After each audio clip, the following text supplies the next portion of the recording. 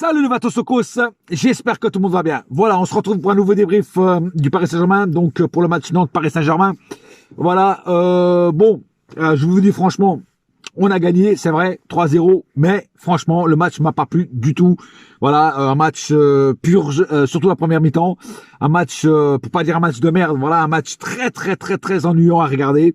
Un match où, voilà, en fait, le Paris Saint-Germain, maintenant, il faudra s'attendre, tant qu'il y aura cet abruti de Tuchel, hein, avec ses compos bizarres et avec ses changements bizarres, il faudra s'attendre à des matchs comme ça, à des matchs purges, à des matchs où il n'y a pas de fond de jeu, hein, il n'y a pas d'intensité, il n'y a pas de vitesse, il n'y a rien. C'est des matchs où il n'y a rien. Voilà, il n'y a pas de collectif déjà, il y a aucun collectif dans notre équipe. Moi, ce qui m'intéresse le plus, c'est le collectif à la base, tu vois. Et là, il y en a pas du tout. Tu vois ce que je veux dire? Voilà. Après, monsieur se plaint parce qu'il y a trop de blessés. Si tu as trop de blessés, c'est que c'est ton staff qui vaut rien, frère. Parce que voilà. Parce que tu aurais un staff correct qui aurait peut-être moins de blessés. La préparation physique n'est pas au top. Voilà. Mais enfin, bon, bref. En tout cas, je ne vais pas revenir sur Tuchel, parce que Tuchel, de toute façon, j'ai déjà dit ce que je pensais sur Tuchel. Vivement qu'il se casse, parce que de toute façon, il y a des joueurs qui ne servent à rien. Hein, et que ce soit Allegri, que ce soit n'importe quel entraîneur qui va venir après, j'espère qu'il fera le ménage dans certains joueurs qui ne servent à rien. Hein, surtout les joueurs que nous a ramené Tuchel, qui les fasse comprendre qu'ils vont pas être utilisés. Hein, comme l'entraîneur du Barça, là, le Hollandais, quand il est arrivé, il a dit à plusieurs cadres du Barça: je ne vais pas compter sur vous l'année prochaine. Et j'espère que le prochain prochain entraîneur du PSG fera la même chose. Voilà. Parce qu'il y a des joueurs qui ne servent à rien. Hein. Gay, Kerrer, Diallo, enfin, tous ces joueurs-là ne servent à rien. Voilà. Bref. En tout cas, comme j'ai dit, on a gagné 3-0, mais sans aucun fond de jeu. Et franchement, le match m'a ennuyé à regarder. J'ai failli le couper. Tu vois, si j'aurais pas été obligé de faire un débrief là, j'aurais coupé le match parce que tellement je me faisais chier devant. Voilà. Alors il y en a qui vont dire oui, il y a eu 3 buts, c'était un super match. Ah oui, les footix vont revenir me casser les couilles en disant que le match était super, que certains joueurs, parce qu'ils ont marqué des buts, ont fait un super match. Mais oui, mais non, mais je vais vous dire franchement, ceux qui ont marqué le but ont fait un match pourri, mon frère. Mais je vais revenir au cas par cas.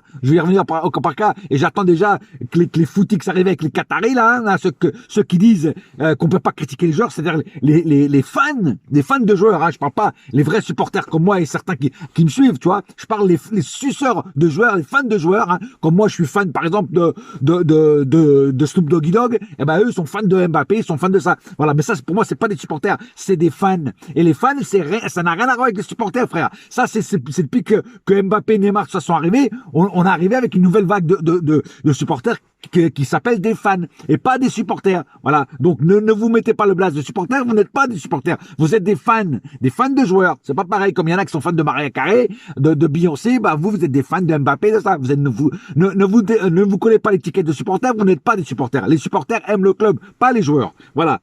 Bref, ça c'était mon petit coup de gueule, voilà, parce que à chaque fois sur mon milieu, il y a des petits trous du cul qui viennent me dire: oh non, tu peux pas critiquer si voilà, allez, c'est bon, allez, cassez-vous.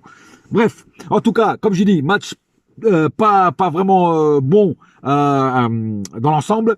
Donc, si on joue comme ça en Ligue des Champions, on va se faire rincer, frère. On va se faire lessiver, on va se faire tout ce que vous voulez, mais on va pas aller loin. Hein, je veux dire, parce que là, même si on passe la phase de groupe, qui c'est pas encore sûr qu'on la passe, hein, et ben après on va tomber, le niveau va se lever, et là ça va être de plus en plus dur, à moins qu'on récupère nos cadres, vraiment le vrai cadre, hein. J'ai des doutes, hein. Bon, bref, parlons pas de la Ligue des Champions, parlons de ce match-là. Bon, j'ai déjà tout dit sur ce match-là. Donc automatiquement, on va passer tout simplement au cas par cas. Alors encore ce soir, énorme Keylor Navas, il nous arrête un penalty, il nous fait des parades de fou. Et je vais le mettre comme homme du match parce que ce mec, c'est le seul vraiment qui a bien joué ce soir.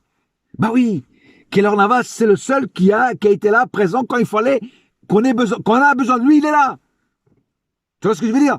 Les autres joueurs, qu'on a besoin d'eux, ils sont pas là. Ils font des conneries. Bah lui, c'est le seul qui répond toujours présent, frère. Keylor Navas, êtes-vous là? Oui, chef, je suis là, présent.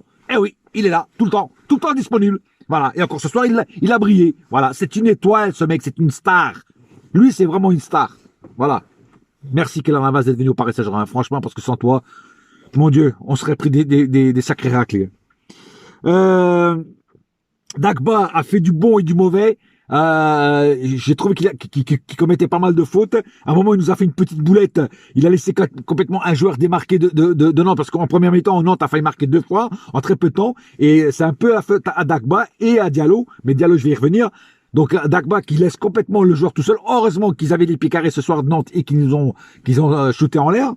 Mais voilà. Mais sinon, à part ça, il a quand même fait un match respectable. Voilà. C'est pas le pire ce soir.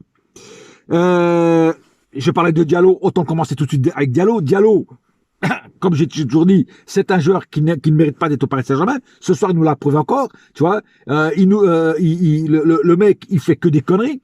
C'est une vraie passeur, ce mec. J'avais dit qu'il était bon pour la Liga, mais je crois que même pour la Liga, il est pas bon, frère. Il devrait aller jouer en Ligue 2, Diallo.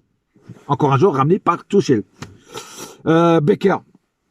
Voilà, il a fait son match tranquillement. Voilà, rien à dire sur Becker, frère. Becker, chaque fois qu'il joue, c'est limpide, c'est net. Voilà. En déplaise à certains qui l'aiment pas. Moi, je kiffe ce joueur. Et de plus en plus, parce que c'est un joueur qui joue proprement. Il fait du propre, comme on dit. Voilà. Je vais l'appeler Monsieur Propre, d'ailleurs. Voilà. Danilo Pereira, pareil. Il a fait son match tranquillement mais sûrement. Il nous a fait il a failli marquer un but de la tête d'ailleurs. Voilà, et même en pas jouant à son poste, le mec il fait du sale, Et là ce soir il a encore été bon. Voilà. J'ai pas compris d'ailleurs le changement de l'autre cruche de Tuchel, hein, qui change, qui le sort pour faire entrer Kerrer qui ne sert qui ne sert à rien. Un autre joueur qui ne sert à rien. Hein. Voilà. Faire sortir Danilo pour faire entrer Kerrer, j'ai pas compris, frère. Après, oui, tout le monde a droit à des temps de jeu, parce que voilà, comme il y a beaucoup de blessés, peut-être qu'il faut aussi du temps de jeu pour certains qui ont été arrêtés longtemps et pour qu'ils puissent jouer après. Mais franchement, tu sors pas Danilo qui fait un bon match pour faire entrer Kerrer, frère. Voilà. Enfin bref, ça c'est mon opinion. Idrissa Gueye, je vais même pas parler d'Idrissa Gueye parce que Idrissa Gueye, il n'a pas progressé. Donc, ce que j'ai dit sur les autres vidéos, c'est exactement ce que je pense encore aujourd'hui, sur cette vidéo. Donc, Idrissa Gueye, le joueur qui ne sert strictement à rien, qui ralentit le jeu. Au contraire de Rafinha, qui lui accélère le jeu. Et Rafinha, ce soir, il a été bon. Voilà, il a été bon parce qu'il a proposé beaucoup de choses. Il a comment dire? Il a créé de la vitesse au milieu. Et Rafinha, franchement, j'ai kiffé le match de Rafinha. Herrera n'a pas été mauvais. Même avant de marquer son but, j'ai trouvé quand même assez bon dans l'ensemble. Après, il a marqué son petit but direct quand il arrive en deuxième mi-temps. Voilà, ça a fait du bien à tout le monde. Donc Herrera, je l'ai trouvé pas mal ce soir. Voilà, je l'ai franchement au milieu avec Rafinha, c'était les meilleurs. Sarabia, j'en peux plus. Sarabia de pire en pire. Alors oui, il a marqué le but. Il y en a qui vont me dire, oui, mais non, il a fait un bon match. Il a marqué un but. Il a fait un bon match. Mais non. Il a fait un match pourri. Il a juste fait un truc bien, c'est il a marqué le but. C'est tout, frère. Le reste, il a tout loupé, frère. Il a tout loupé, Sarabia. Voilà. Alors oui, il a marqué le but, mais c'est pas parce que tu marques un but que tu fais un bon match. Et c'est pas parce que tu fais une passe D que tu as fait un bon match. Parce que des fois, il dit, ouais, tu les mets dans les flops, mais le mec, il a fait une passe D ou il t'a fait 2 passes D. Même si tu fais 2 passes D ou tu marques un but, tu peux avoir fait un match de merde. Et Sarabia, il marque le but, mais il a fait un match de merde. Je te le dis franchement. Moïse Kean, avant qu'il sorte sur blessure, apparemment il est sorti sur blessure. Moïse Kean, j'ai trouvé qu'il a fait vraiment un super bon match. Pardon, il y a un putain de moustique qui me casse les couilles là. Désolé. Moïse Kean, il a fait un super match. Alors Moïse Kean, la différence entre Moïse Kean et Icardi, c'est que Moïse Kean, lui, il bouge. Il reste pas dans les 9 mètres, il bouge. Il va chercher la balle où elle est. Tu vois ce que je veux dire? Au contraire de Icardi qui reste statique, tu vois, la plupart du temps.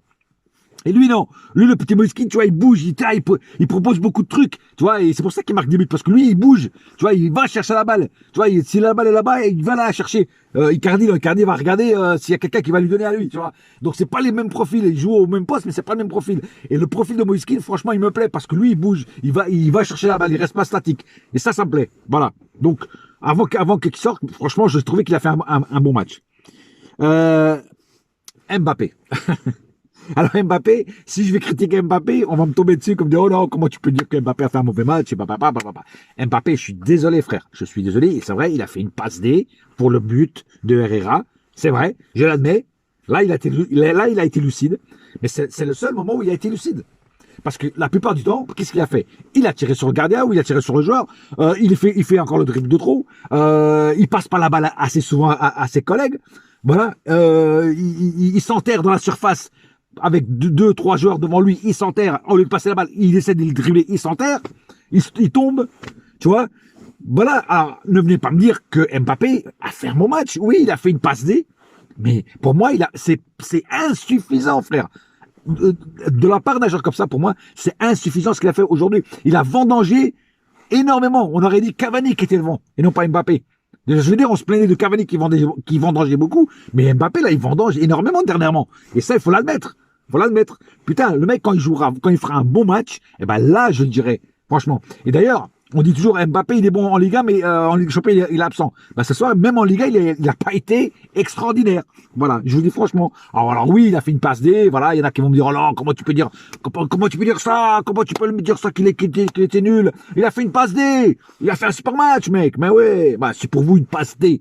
C'est faire un super match, bah, on n'a pas la même vision du foot, frère. On n'a pas du tout la même vision du foot, hein. Ça, je vous le dis, hein. Voilà. Pour moi, une passe D, c'est insuffisant. Ça ne te fait pas dire que le mec a réussi son match. C'est impossible. Pour moi, dans ma conception du foot, c'est pas ça réussir son match. Réussir son match, c'est pas ça. C'est pas juste parce que tu as fait une passe D ou parce que tu as marqué un but. Non. Il faut avoir un fond de jeu. Et là, il y en a pas. Voilà, que ce soit sur Mbappé, que ce soit sur Sarabia, les mecs ils ont pas de fond de jeu. Et puis des déchets techniques, il y en a eu en veux-tu, en voilà. Voilà. Non, mais bon, voilà, quoi. À un moment, il faut arrêter les conneries, quoi. Voilà. Après, la rentrée de Marquinhos, de Fadiga, tout ça, ça n'a pas tellement apporté énormément. Par contre, la petite rentrée de Ruiz, elle m'a bien plu. Ruiz, un petit Titi parisien qui se bat sur le terrain. Et franchement, moi, j'ai aimé l'entrée de Ruiz. J'ai aimé le jeu qu'il a construit. Voilà, un jeu intelligent. Voilà. Dommage qu'elle n'a pas plus que lui. J'espère un jour voir aussi, comme je dis souvent, Xavi Simons. Mais pour l'instant, il ne veut pas le faire jouer Xavi Simons. Voilà, pardon. Là, ma caméra s'est un petit peu cassé la gueule. Elle a eu peur de moi parce que j'ai gueulé trop fort. Voilà. En tout cas, j'ai tout dit sur ce match. Pas plus à dire sur un petit match du Paris Saint-Germain, même si on a gagné 3-0, c'est quand même un petit match. C'est un match ennuyant à regarder. Voilà, il faut aussi de temps en temps faire du beau jeu, surtout contre les équipes comme ça. À la rigueur, que tu fasses pas un beau jeu en Ligue des Champions parce que le niveau est très élevé et que tu peux pas faire du beau jeu et marquer des buts, je peux le comprendre. Mais en Ligue 1, tu peux te permettre contre les équipes de Nantes sans marquer de respect à Nantes, contre les équipes de Nantes, tu peux te permettre de faire du beau jeu parce que tu domines. T'as des joueurs qui sont plus forts que ceux de l'équipe adverse. Donc tu peux faire du beau jeu. Mais là, il n'y avait pas de beau jeu. Voilà. Je suis désolé de dire ça, mais moi, c'est ce que je pense. Voilà. Sur ce, l'ami, c'est pas plus à dire pour ce soir. On se retrouve bientôt pour de nouvelles aventures. En attendant, un seul cœur, un seul club, c'est Paris ma gueule. Yes, my friend. Et la saga continue. Iya, bouya!